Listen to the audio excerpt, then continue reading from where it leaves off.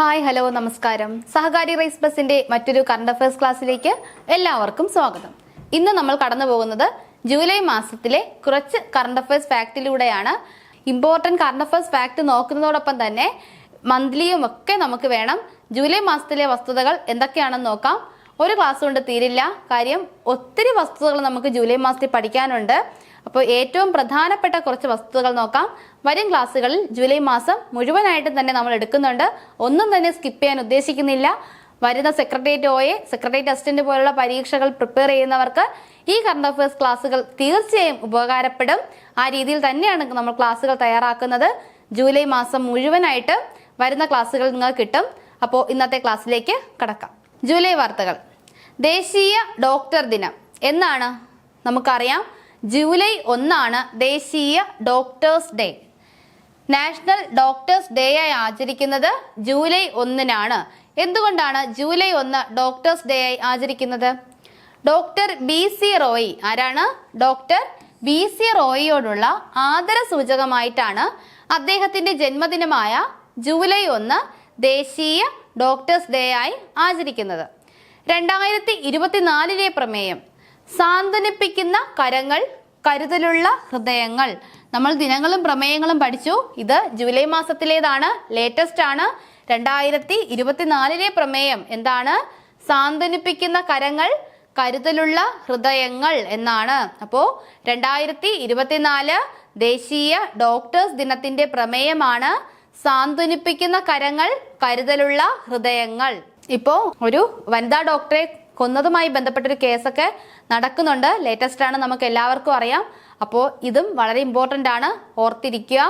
2024 ദേശീയ ഡോക്ടേഴ്സ് ദിന പ്രമേയം സാന്ത്വനിപ്പിക്കുന്ന കരങ്ങൾ, കരുതലുള്ള ഹൃദയങ്ങൾ. തിരുക്കൊച്ചി ലയനം 75-ാം വാർഷികം വളരെ ഇമ്പോർട്ടൻ്റ് ആണ്. തിരുക്കൊച്ചി ലയനത്തിന്റെ 75-ാം വാർഷികമാണ് 2024 ജൂലൈ 1 നമ്മൾ ആചരിച്ചത്. എന്നാണ് തിരുക്കൊച്ചി ലയനം നടന്നത്? 1949 ജൂലൈ 1 തിരുക്കൊച്ചി ലയനം നടന്നത്. തിരുക്കൊച്ചി ലയനം നടന്നത് എന്നാണ്? 1949 ജൂലൈ 1. തിരുവിതാംകൂറിന്റെ തലസ്ഥാനമായ തിരുവനന്തപുരമാണ് ഐക്യ സംസ്ഥാനത്തിന്റെ തലസ്ഥാനമായി മാറിയത്. അപ്പോൾ തിരുവിതാംകൂറിന്റെ തലസ്ഥാനമായിരുന്നു നമ്മുടെ തിരുവനന്തപുരം. ഈ തിരുവനന്തപുരത്തിൽ തന്നെയാണ് തിരുക്കൊച്ചി ലയനശേഷം തിരുക്കൊച്ചി സംസ്ഥാനത്തിന്റെ തലസ്ഥാനമായി തിരഞ്ഞെടുത്തത്. കൂടാതെ തിരുവനന്തപുരത്ത് സെക്രട്ടേറിയറ്റും എറണാകുളത്തെ ഹൈക്കോടതിയും ആസ്ഥാനമായി. തിരുവനന്തപുരം സെക്രട്ടേറിയറ്റിനെയും എറണാകുളത്തെ ഹൈക്കോടതിയെയും ആസ്ഥാനമാക്കി കണക്കാക്കി. തിരുവിതാംകൂർ മഹാരാജാവ്, നമ്മുടെ തിരുവിതാംകൂർ മഹാരാജാവ് ഗവർണർക്ക് സമാനമായ രാജപ്രമുഖായി മാറി. തിരുവിതാംകൂറിലെ മഹാരാജാവ് രാജപ്രമുഖായി മാറി. എന്തിനു സമാനം? ഗവർണർക്ക് സമാനമാണ് രാജപ്രമുഖ പദവി എന്ന് ഓർത്തിരിക്കുക. സ്റ്റേറ്റ്മെന്റ് ഒക്കെ ചോദിക്കുമ്പോൾ വരാം. ഗവർണർക്ക് സമാനമായ രാജപ്രമുഖ പദവിയാണ് തിരുവിതാംകൂർ മഹാരാജാവിന് ലഭിച്ചത്. പരവൂർ TK നാരായണപിള്ളയുടെ നേതൃത്വത്തിലുള്ള മന്ത്രിസഭ അധികാരമേറ്റു. പരവൂർ TK നാരായണപിള്ളയുടെ, തിരുക്കൊച്ചിയിലെ ആദ്യത്തെ മുഖ്യമന്ത്രിയാണ് പരവൂർ TK നാരായണപിള്ള. പരവൂർ TK നാരായണപിള്ളയുടെ നേതൃത്വത്തിലുള്ള മന്ത്രിസഭ അധികാരമേറ്റു. തിരുവിതാംകൂർ കൊച്ചി നിയമസഭയിൽ ഇരു സംസ്ഥാനങ്ങളിലെയും നിയമസഭകളിലെ 178 അംഗങ്ങൾ സാമാജികരായി. അപ്പൊ തിരുക്കൊച്ചി ലയനത്തിലൂടെ ഇരു സംസ്ഥാനങ്ങളിലെയും അംഗങ്ങളെ ഉൾപ്പെടുത്തി 178 അംഗങ്ങളുള്ള ഒരു നിയമസഭയാണ് രൂപീകരിച്ചത്. ഇന്ത്യ റിപ്പബ്ലിക്കിലെ പാർട്ട് B സംസ്ഥാനമായിരുന്നു തിരുക്കൊച്ചി. ഓർത്തിരിക്കുക, ഇന്ത്യ റിപ്പബ്ലിക്കിലെ പാർട്ട് B സംസ്ഥാനമായിരുന്നു നമ്മുടെ തിരുക്കൊച്ചി എന്ന് ഓർത്തിരിക്കുക. വളരെ ഇമ്പോർട്ടൻ്റ് ആണ്, ചോദിക്കാം. ഇന്ത്യ റിപ്പബ്ലിക്കിലെ പാർട്ട് B സംസ്ഥാനമായിരുന്നു തിരുക്കൊച്ചി. ലോകസഭയിൽ 6 രാജ്യസഭയിൽ 12 തിരുക്കൊച്ചിയുടെ പ്രാതിനിധ്യം. അപ്പോൾ എന്താണ്? ലോകസഭയിൽ 6 രാജ്യസഭയിൽ 12 പ്രാതിനിധ്യം. തിരുക്കൊച്ചിയിലെ പ്രാതിനിധ്യം എത്രയായിരുന്നു? ലോകസഭയിൽ 6 രാജ്യസഭയിൽ 12. തിരുക്കൊച്ചിയിലെ ഭൂരിഭാഗവും മദ്രാസ് സംസ്ഥാനത്തിലെ മലബാർ ജില്ലയും കാസർഗോഡ് താലൂക്കും ചേർത്താണ് കേരള സംസ്ഥാനം രൂപീകരിച്ചത്. അപ്പോൾ നമ്മുടെ തിരുക്കൊച്ചിയുടെ ഭൂരിഭാഗവും കൂടാതെ മദ്രാസ് സംസ്ഥാനത്തിലെ മലബാർ ജില്ല, അപ്പോൾ മലബാർ ഏത് സംസ്ഥാനത്തിലേതായിരുന്നു? മദ്രാസിലേതായിരുന്നു. മദ്രാസ് സംസ്ഥാനത്തിലെ മലബാർ ജില്ലയും കാസർഗോഡ് താലൂക്കും ചേർത്താണ് നമ്മൾ എന്ത് രൂപീകരിച്ചത്? കേരള സംസ്ഥാനം രൂപീകരിച്ചത്. അപ്പോൾ തിരുക്കൊച്ചി ലയനം നടന്നിട്ട് 75 വർഷം തികയുകയാണ്. ഈ പോയിന്റ്സ് ഒന്നും തന്നെ മറക്കാതിരിക്കുക, വളരെ ഇമ്പോർട്ടൻ്റ് ആണ്. ഓർത്തിരിക്കുക, ഇന്ത്യ റിപ്പബ്ലിക്കിലെ പാർട്ട് ബി സംസ്ഥാനമായിരുന്നു തിരുക്കൊച്ചി. ഈ സാക്ഷി എന്താണ്? ഈ സാക്ഷി പോലീസ് നടത്തുന്ന എല്ലാ പരിശോധനകളുടെയും വീഡിയോ റെക്കോർഡിംഗ് ഇനി മുതൽ നടത്തും. അതായത് നമ്മുടെ കേരള പോലീസ് നടത്തുന്ന എല്ലാ പരിശോധനകളുടെയും എന്ത് നടത്തുന്നുണ്ട്?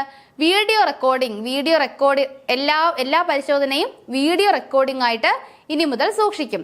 സാക്ഷി എന്ന മൊബൈൽ ആപ്പ് വഴി നടത്തുന്നതാണ് ഈ വീഡിയോ റെക്കോർഡിംഗ്. അപ്പോൾ ഇത്തരത്തിൽ ഈ വീഡിയോ റെക്കോർഡിംഗ് നടത്തുന്നതിനുള്ള മൊബൈൽ ആപ്പാണ് എന്തെന്ന് പറയുന്നത്? ഈ സാക്ഷി. എന്താണ്? ഈ സാക്ഷി.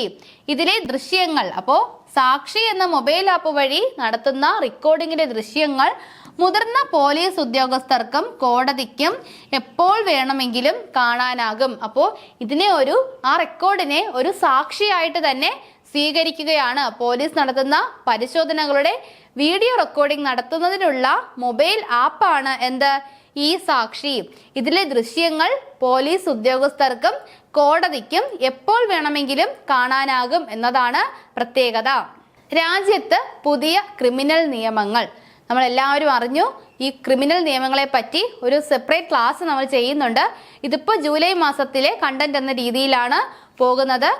രാജ്യത്ത് പുതിയ ക്രിമിനൽ നിയമങ്ങൾ 2024 ജൂലൈ 1 മുതലാണ് രാജ്യത്ത് പുതിയ ക്രിമിനൽ നിയമങ്ങൾ നിലവിൽ വരുന്നത്. അപ്പോൾ രാജ്യത്തെ പുതിയ ക്രിമിനൽ നിയമങ്ങൾ നിലവിൽ വരുന്നത് 2024 ജൂലൈ 1 മുതലാണ്. ഈ ബിൽ ലോകസഭ പാസാക്കിയത് 2023 ഡിസംബർ 20-നാണ്. ഓർത്തിരിക്കുക, 2023 ഡിസംബർ 20-നാണ് ലോകസഭ പാസാക്കിയത്. 2023 ഡിസംബർ 21-ന് രാജ്യസഭ പാസാക്കി. ബിൽ രാഷ്ട്രപതി ഒപ്പുവെച്ചത് 2023 ഡിസംബർ 25-നാണ്. അപ്പോൾ രാജ്യത്തെ പുതിയ ക്രിമിനൽ നിയമങ്ങളുമായി ബന്ധപ്പെട്ട ബിൽ ലോകസഭ പാസാക്കിയത് 2023 ഡിസംബർ 20-നാണ്. രാജ്യസഭ പാസാക്കിയത് 2023 ഡിസംബർ 21-നാണ്. രാഷ്ട്രപതി ഒപ്പുവെച്ചത് 2023 ഡിസംബർ 25-നാണ്. ഈ നിയമം നിലവിൽ വന്നത് 2024 ജൂലൈ 1-നാണ്. ബിൽ സഭയിൽ അവതരിപ്പിച്ചത് നമ്മുടെ ആഭ്യന്തരമന്ത്രിയായ അമിത് ഷായാണ്. ഈ ബിൽ ലോകസഭയിൽ അവതരിപ്പിച്ചത്. കാർത്തുമ്പിക്കുടകൾ. എന്താണ് കാർത്തുമ്പിക്കുടകൾ? നമ്മുടെ അട്ടപ്പാടിയിലെ പട്ടികവർഗ വിഭാഗത്തിലെ വനിതകൾ നിർമ്മിക്കുന്ന കുടകളാണ് കാർത്തുമ്പിക്കുടകൾ. അപ്പോൾ ആരാണ്? നമ്മുടെ അട്ടപ്പാടിയിലെ പട്ടികവർഗ വിഭാഗത്തിലെ വനിതകൾ. പട്ടികവർഗ വിഭാഗമല്ല, പട്ടികവർഗ വിഭാഗത്തിലെ വനിതകൾ നിർമ്മിക്കുന്ന കുടകളാണ് എന്ത്? കാർത്തുമ്പിക്കുടകൾ. എന്താണ്? കാർത്തുമ്പിക്കുടകൾ.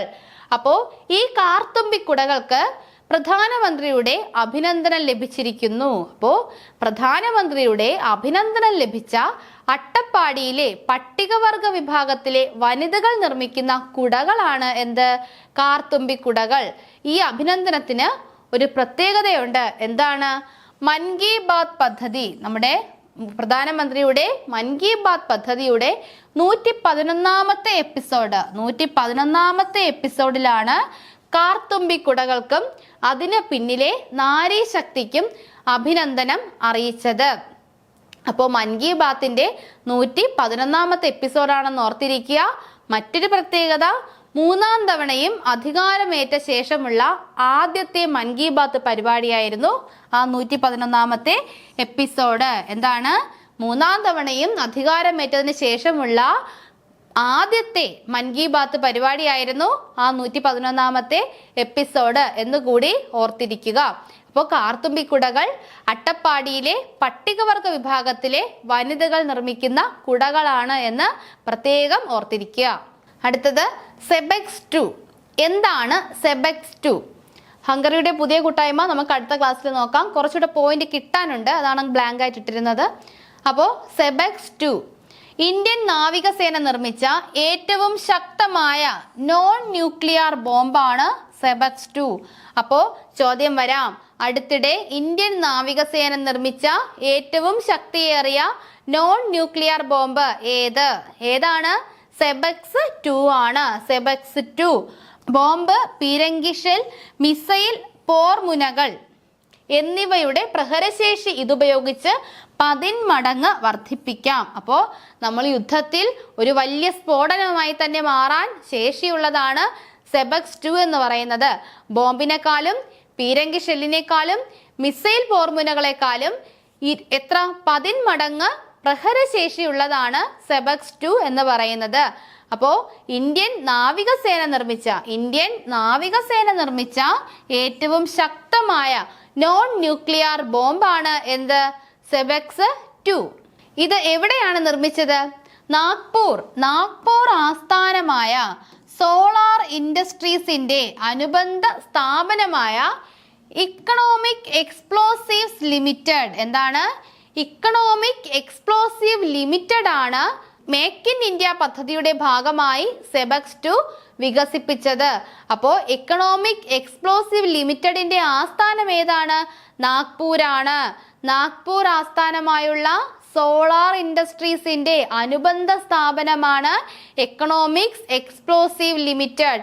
ഈ എക്കണോമിക് എക്സ്പ്ലോസീവ് ലിമിറ്റഡ് ആണ് മേക്ക് ഇൻ ഇന്ത്യ പദ്ധതിയുടെ ഭാഗമായി സെബെക്സ് 2 വികസിപ്പിച്ചത്.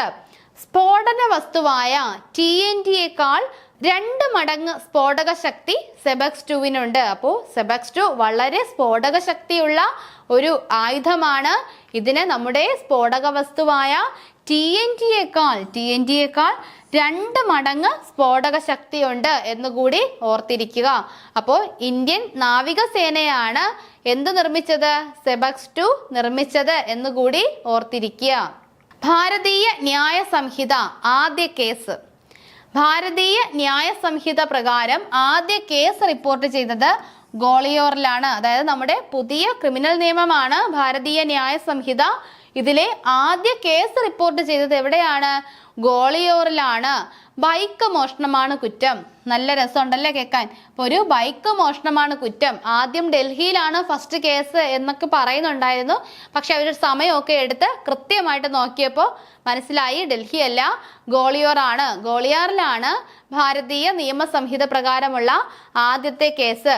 ചിലപ്പോൾ PSCക്ക് ഒരു ഇൻട്രസ്റ്റ് ഒക്കെ തോന്നിയതും വരാം. എന്താണ് കുറ്റം? ബൈക്ക് മോഷണമാണ് കുറ്റം. ജസ്റ്റ് ഒന്ന് ഓർത്തിരിക്കുക, ബൈക്ക് മോഷ്ടിച്ചതിനാണ് ആദ്യത്തെ കേസ് രജിസ്റ്റർ ചെയ്തത്. കേരളത്തിലെ ആദ്യ കേസ് എവിടെയാണ്? കൊണ്ടോട്ടിയാണ്. കൊണ്ടോട്ടി, മലപ്പുറം ജില്ലയിലെ കൊണ്ടോട്ടി. എന്തിനാണ്? ഇത് പോലീസ് സ്വമേധയാ എടുത്ത കേസാണ് കൊണ്ടോട്ടിയിലേത്. മറ്റേത് സ്വമേധയല്ല, പരാതി ലഭിച്ചതിനെ തുടർന്നാണ് വന്നത്. കൊണ്ടോട്ടി പോലീസ് സ്വമേധയാ എടുത്ത കേസാണ്. എന്തിനാണ്? ഇവിടെ സാധാരണഗതിയിൽ കണ്ടുവരുന്ന ഒരു കാഴ്ച തന്നെയാണ് ബൈക്ക് ഓടിച്ചത്. എങ്ങനെ? അശ്രദ്ധമായും മനുഷ്യജീവന് അപകടം വരുത്തുന്ന രീതിയിലും ഇരുചക്ര വാഹനം ഓടിച്ചതിന് കൊണ്ടോട്ടി പോലീസ് സ്വമേധയാ എടുത്ത കേസാണിത്. ഓക്കെ, അപ്പൊ എന്താണ്? എങ്ങനെയൊക്കെയോ ഇപ്പോഴത്തെ കൊച്ചു പിള്ളേരുടെ ഓട്ടം അങ്ങനെയാണല്ലോ. അശ്രദ്ധമായും മനുഷ്യജീവന് അപകടം വരുത്തുന്ന രീതിയിലും ഇരുചക്ര വാഹനം ഓടിച്ചതിനാണ് കൊണ്ടോട്ടി പോലീസ് സ്വമേധയാ കേസെടുത്തത്. അപ്പോൾ ഭാരതീയ ന്യായ സംഹിതയുടെ ആദ്യത്തെ കേസ് കേരളത്തിൽ കൊണ്ടോട്ടി, മലപ്പുറം ജില്ലയിലെ കൊണ്ടോട്ടിയിലാണ് രജിസ്റ്റർ ചെയ്തതെന്ന് ഓർത്തിരിക്കുക. വയനാടൻ robusta. World of coffee Copenhagen എഡിഷനിൽ മികച്ച സ്വീകാര്യത നേടിയ കേരളത്തിലെ കാപ്പി ഇനമാണ് ഏത്? വയനാടൻ റോബസ്റ്റ. നമ്മൾ റോബസ്റ്റ പഴം ഇവിടെയൊക്കെ ഉണ്ട്, പഴമല്ല, ഇതെന്താണ്? കാപ്പി ഇനമാണ്. റോബസ്റ്റ ഒരു കാപ്പി ഇനമാണ് എന്ന് ഓർക്കുക. വേൾഡ് ഓഫ് കോഫി കോപ്പൻഹേഗൻ എഡിഷനിൽ മികച്ച സ്വീകാര്യത നേടിയ കേരളത്തിൽ നിന്നുള്ള കാപ്പി ഇനമാണ് ഏത്? വയനാടൻ റോബസ്റ്റ. തിക്കിലും തിരക്കിലും 122 മരണം. എവിടെയാണ് തിക്കിത്തിരക്കി 122 മരണം നടന്നത്? നോക്കാം. UPയിലെ ഹത്രാസിൽ. എവിടെയാണ്? UPയിലാണ്. ചോദിക്കാം. അടുത്തിടെ തിക്കിലും തിരക്കിലും മരണം നടന്ന സംസ്ഥാനം ഏതാണ്? UP ആണ്. UPയിലെ ഹത്രാസിൽ മതപ്രഭാഷണ പരിപാടിക്കിടെയാണ് തിക്കിലും തിരക്കിലും പെട്ട് 122 പേർ മരിച്ചത്. ആൾദൈവം ഭോലെ ബാബ, ആരാണ്? ആൾദൈവമായ ഭോലെ ബാബ സംഘടിപ്പിച്ച സത്സംഗിലാണ് അപകടം നടന്നത്. അപ്പോൾ അവരുടെ ഒരു മതപ്രഭാഷണത്തിനെയൊക്കെ പറയുന്ന പേരാണ് സത്സംഗ്. ആ സത്സംഗിലാണ്, ഭോലെ ബാബ സംഘടിപ്പിച്ച സത്സംഗിലാണ് അപകടം നടന്നത്. UP യിലാണ് എന്ന് ഓർത്തിരിക്കുക. സംവരണം 65%. അപ്പോൾ പിന്നാക്ക വിഭാഗ സംവരണം 50-ൽ നിന്നും 65% മാറ്റിയ സംസ്ഥാനമാണ് ബീഹാർ. അപ്പോൾ ബീഹാറില് പിന്നാക്ക വിഭാഗ സംവരണം 50-ൽ നിന്നും 65 ഉയർത്തിയിരുന്നു. പക്ഷേ ഇത് ശരിയല്ല എന്ന് പ്രസ്താവിച്ചുകൊണ്ട് പാട്ന ഹൈക്കോടതി ഇത് നിർത്തിവെച്ചു. ഈ 65% സംവരണത്തിന്റെ ആവശ്യമില്ല എന്ന രീതിയിൽ പാട്ന ഹൈക്കോടതി ഇത് റദ്ദ് ചെയ്തിരുന്നു. ഇതിനെതിരെ സുപ്രീം കോടതിയിലേക്ക് അപ്പീലിന് പോവാൻ ഒരുങ്ങുകയാണ് ബീഹാർ സർക്കാർ. അപ്പോൾ ഓർത്തിരിക്കുക, പിന്നാക്ക വിഭാഗ സംവരണം 50-ൽ നിന്നും 65 സംസ്ഥാനമാണ് ബീഹാർ. ഇതിനെ അവിടുത്തെ ഹൈക്കോടതി, പാട്ന ഹൈക്കോടതി റദ്ദ് ചെയ്തു. ആ വിധിക്കെതിരെ സുപ്രീം കോടതിയെ സമീപിക്കുകയാണ് ബീഹാർ സർക്കാർ. അടുത്തത്, മതപരിവർത്തനം പാടില്ല. മതപരിവർത്തനം പാടില്ല.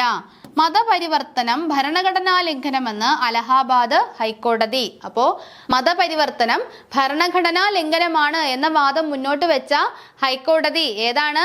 അലഹാബാദ് ഹൈക്കോടതിയാണ്. എന്തായിരുന്നു കാരണം?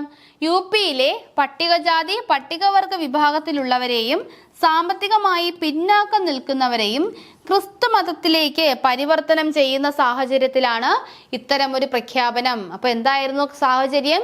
UP യിലെ പട്ടികജാതി പട്ടികവർഗ വിഭാഗത്തിലുള്ളവരെയും സാമ്പത്തികമായി പിന്നാക്കം നിൽക്കുന്നവരെയും ക്രിസ്തു മതത്തിലേക്ക് പരിവർത്തനം ചെയ്യുന്ന സാഹചര്യത്തിലാണ് അലഹാബാദ് ഹൈക്കോടതി ഈ പ്രഖ്യാപനം നടത്തിയത്. എന്താണ്? മതപരിവർത്തനം ഭരണഘടനാ ലംഘനമാണ്. അപ്പോൾ മതസ്വാതന്ത്ര്യവുമായി ബന്ധപ്പെട്ട ഭരണഘടന ആർട്ടിക്കിൾ ഏതാണ്? ആർട്ടിക്കിൾ 25 ആണെന്ന് ഓർത്തിരിക്കുക. Space bay. എന്താണ്? Space bay. അപ്പോൾ അടുത്തിടെ ISROയുടെ പുതിയ ഒരു റോക്കറ്റ് വിക്ഷേപണ കേന്ദ്രം നിലവിൽ വരാൻ പോകുന്നു. എവിടെയാണ്? തൂത്തുക്കുടി. തമിഴ്നാട്ടിലെ തൂത്തുക്കുടിയാണ് ISROയുടെ പുതിയ റോക്കറ്റ് വിക്ഷേപണ കേന്ദ്രം നിലവിൽ വരാൻ പോകുന്നത്. തമിഴ്നാട്ടിലെ തൂത്തുക്കുടിയാണ്. അപ്പോൾ ഇതുമായി ബന്ധപ്പെട്ട് നമ്മുടെ തമിഴ്നാട് സർക്കാർ 4 ജില്ലകളെ സ്പേസ് ബേ ആയി പരിഗണിച്ച് ബഹിരാകാശ നയം പ്രഖ്യാപിച്ചു. അപ്പൊ ചോദ്യം വരാം, 4 ജില്ലകളെ സ്പേസ് ബേ ആയി പരിഗണിച്ച് ബഹിരാകാശ നയം പ്രഖ്യാപിച്ച സംസ്ഥാനം ഏതാണ്? തമിഴ്നാടാണ്. തമിഴ്നാട്ടിലെ തൂത്തുക്കുടിയിലാണ് ISROയുടെ പുതിയ റോക്കറ്റ് വിക്ഷേപണ കേന്ദ്രം നിലവിൽ വരുന്നത്. ഓർത്തിരിക്കുക, വളരെ ഇമ്പോർട്ടൻ്റ് ആയിട്ടുള്ള 2 പോയിന്റ് ആണ്. ഇന്ത്യയുടെ മില്ലറ്റ് വിഹിതം കുറഞ്ഞു. അപ്പോൾ ഇന്ത്യക്ക് മില്ലറ്റിന്റെ കയറ്റുമതി വിഹിതമാണ് കുറഞ്ഞിരിക്കുന്നത്. ലോകത്ത് ഏറ്റവും കൂടുതൽ മില്ലറ്റ് ഉൽപ്പാദിപ്പിക്കുന്ന രാജ്യമാണ് നമ്മുടെ ഇന്ത്യ. ആ നമ്മുടെ രാജ്യത്ത് ഇന്ത്യയുടെ കയറ്റുമതി മില്ലറ്റിന്റെ വിഹിതം കുറഞ്ഞിരിക്കുകയാണ്. അപ്പോൾ ഇന്ത്യയുടെ കയറ്റുമതി മില്ലറ്റ് വിഹിതം കുറഞ്ഞു. മില്ലറ്റ് ഉൽപാദനത്തിൽ മുന്നിൽ നിൽക്കുന്ന രാജ്യമാണ് ഇന്ത്യ. മില്ലറ്റ് ഉൽപാദനത്തിൽ മുന്നിൽ നിൽക്കുന്ന രാജ്യം ഏതാണ്? ഇന്ത്യയാണ്. ഇന്ത്യയിൽ തന്നെ മില്ലറ്റ് ഉൽപാദനത്തിൽ മുന്നിൽ നിൽക്കുന്ന സംസ്ഥാനം ഏതെന്ന് ചോദിച്ചാൽ രാജസ്ഥാനാണ്. ഇന്ത്യയിൽ മില്ലറ്റ് ഉൽപാദനത്തിൽ മുന്നിൽ നിൽക്കുന്ന സംസ്ഥാനമാണ് രാജസ്ഥാൻ. 2ാം സ്ഥാനം UP. 2ാം സ്ഥാനം UP ആണ്. 1ാം സ്ഥാനം രാജസ്ഥാനാണ്. അന്താരാഷ്ട്ര മില്ലറ്റ് വർഷം. മില്ലറ്റ് എന്താണെന്ന് അറിയാലോ? ചെറുധാന്യം. അന്താരാഷ്ട്ര മില്ലറ്റ് വർഷം 2023 ആണ്. 2023 ആയിരുന്നു അന്താരാഷ്ട്ര മില്ലറ്റ് വർഷം. ആദ്യ ഭ്രമണം പൂർത്തിയാക്കി ആദിത്യ L1. വളരെ ഇമ്പോർട്ടൻ്റ് ആണ്. ആദിത്യ L1നെ പറ്റിയുള്ള ഫാക്ട് ക്ലാസ് ഒക്കെ നമ്മൾ എടുത്തിട്ടുണ്ട്. കാണാത്തവർ തീർച്ചയായും അത് കാണുക. ഇതൊരു പുതിയ അപ്ഡേറ്റ് ആണ്. ആദ്യ ഭ്രമണം പൂർത്തിയാക്കി ആദിത്യ L1. L1 പോയിന്റിന് ചുറ്റുമുള്ള, L1 പോയിന്റ് എന്താണ്? Lagrange point 1. L1 പോയിന്റിന് ചുറ്റുമുള്ള ആദ്യ ഹാലോ ഭ്രമണപഥം 2024 ജൂലൈ 2 ആദിത്യ L1 പൂർത്തിയാക്കി. അപ്പോൾ എങ്ങനെയാണ്? L1 പോയിന്റിന് ചുറ്റുമുള്ള ആദ്യ ഹാലോ ഭ്രമണപഥം 2024 ജൂലൈ 2 ആദിത്യ L1 പൂർത്തിയാക്കി. അപ്പോൾ ആദ്യ ഹാലോ ഭ്രമണം പൂർത്തിയാക്കിയത് എന്നാണ്? 2024 ജൂലൈ 2. L1 പോയിന്റിന് ചുറ്റും ഒരു തവണ ഭ്രമണം ചെയ്യാൻ പേടകത്തിനെടുത്ത സമയം 178 ദിവസമാണ്. അപ്പോ L1 പോയിന്റിന് ചുറ്റും ഒരു തവണ ഭ്രമണം ചെയ്യാൻ നമ്മുടെ ആദിത്യ L1 എടുത്ത സമയം എത്രയാണ്? 178 ദിവസമാണ്. വളരെ ഇമ്പോർട്ടന്റ് ആണ്. L1 പോയിന്റിന് ചുറ്റും ഒരു തവണ ഭ്രമണം ചെയ്യാൻ ആദിത്യ L1 പേടകം എടുത്ത സമയം 178 ദിവസമാണ്. ലഗ്രാഞ്ച് പോയിന്റ് 1-ലുള്ള ഹാലോ ഭ്രമണപഥത്തിൽ ആദിത്യ L1 എത്തിയത് എന്നു ചോദിച്ചാൽ 2024 ജനുവരി 26-നാണ്. 2024 ജനുവരി 26-നാണ് ലഗ്രാഞ്ച് പോയിന്റ് 1-ലുള്ള ഹാലോ ഭ്രമണപഥത്തിൽ ആദിത്യ L1 എത്തിയത്. ഓർത്തിരിക്കുക, 2024 ജനുവരി 26-ന് ഭ്രമണപഥത്തിൽ എത്തുന്നു. 178 ദിവസം കൊണ്ട് 2024 ജൂലൈ 2-ന് ഒരു ഭ്രമണം പൂർത്തിയാക്കിയിരിക്കുന്നു. 178 ദിവസമാണ് എടുത്തത്. 2024 ജനുവരി 6-നാണ് ഭ്രമണപഥത്തിൽ എത്തുന്നത്. ഏത് ഭ്രമണപഥത്തിലാണ്? ലഗ്രാഞ്ച് പോയിന്റ് 1-ലുള്ള ഹാലോ ഭ്രമണപഥത്തിലാണ്. അതിനെ ചുറ്റി ആദ്യ ഭ്രമണം പൂർത്തിയാക്കിയിരിക്കുന്നു 2024 ജൂലൈ 2-ന്. ജൂലൈ മാസത്തിലെ ഫാക്ട് അവസാനിച്ചിട്ടില്ല. വരും ക്ലാസ്സുകളിൽ ജൂലൈ മാസത്തിലെ കൂടുതൽ ഫാക്ടിലൂടെ നമുക്ക് കടന്നു പോകാം. അടുത്ത ക്ലാസ്സിൽ വീണ്ടും കാണാം. താങ്ക്